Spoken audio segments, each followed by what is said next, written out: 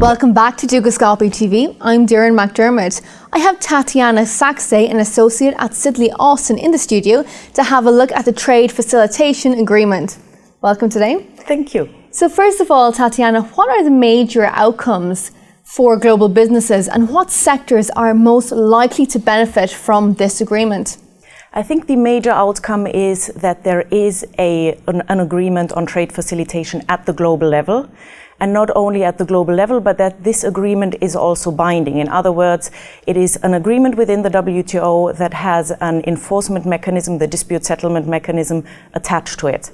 And I think the sectors that will most likely benefit from it is any company, whether big or small, that is trading its goods across borders. And Tatjana, what are the concrete advantages for businesses? I think there is a number of advantages. There is direct advantages and that there's also indirect advantages.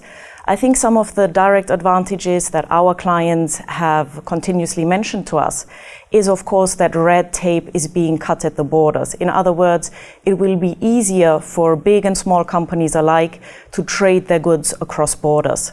Now, there is a number of issues or a number of provisions under the Trade Facilitation Agreement that will be particularly beneficial for business.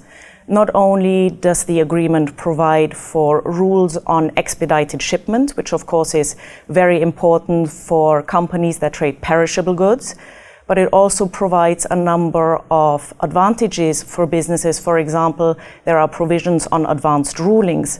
So for example, if a company would like to know exactly what a particular tariff classification is, or what rules of origins will be applied to its goods, it can ask a particular customs authority to issue an advanced ruling so the company knows exactly what it will be faced with before it starts shipping its goods to a particular country.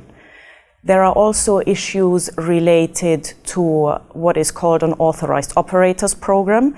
So if an operator or if a particular company is showing that it has a good track record of compliance, if it has a secure supply chain, then a country can actually provide this particular operator, this particular company, with special benefits, with additional trade facilitative measures, which would make the export much easier for that particular authorized operator. And what are the main advantages for developing businesses and those doing trade in developing countries? I think for those businesses, there's the direct benefits that I just mentioned, but there's also a lot of indirect benefits. For example, there will be a lot more transparency. For example, the customs authorities, they will have to publish their rules, their customs procedures online. There will also be a lot more interaction between customs and traders. In other words, there will be much more back and forth, there will be much more possibility for input that companies can provide for developing countries, which of course is also good for developing countries because that gives confidence to global businesses and also allows, I think, more trade and more goods to enter a particular country. And I think one of the indirect benefits that has often been mentioned is also a reduction in corruption. If, of course, your rules and procedures are more transparent, that will, of course, make corruption much more difficult. So that, I think, is one of the indirect benefits that has very often been cited. And Tatjana, what will be next for the WTO after the trade facilitation after Bali? I think the Trade Facilitation Agreement has provided much needed impetus to the WTO. As you know, there have been negotiations in the Doha round of trade negotiations for 12 years, and the Trade Facilitation Agreement really was the first multilateral agreement of note and the first multilateral agreement to be concluded in the WTO. So that certainly has provided impetus and also confidence in the system and that the WTO is back in business. Now, with respect to what's next, businesses have often mentioned a number of issues that are of particular concern or that are of particular importance to them. I think we will see an increase in some plurilateral agreements that will be, or hopefully will be, concluded at the WTO. For example, there is an agreement on trade in services, that's the TISA agreement.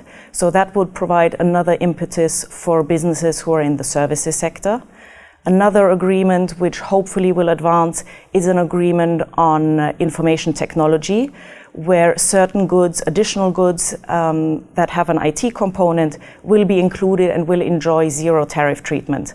So for example, when the original ITA agreement was concluded, there were a lot of innovative technologies that weren't even invented yet, or that have just started, such as pacemakers, such as deep brain stimulators, and that would benefit, I think, not only, of course, developing countries because they will have access to those technologies, but it will also be advantageous because those are novel technologies that can then enter countries at zero tariff treatment.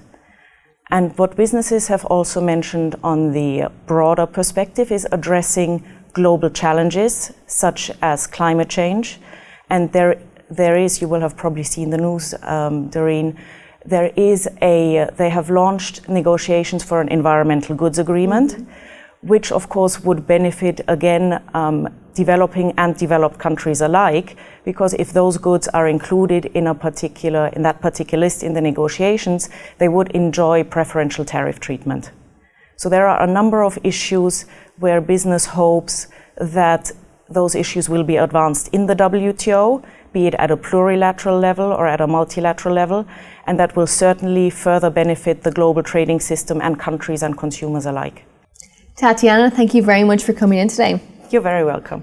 And thank you for tuning in to Dukascopy TV. Now don't go anywhere, stay tuned as we have plenty more interviews heading your way. See you soon.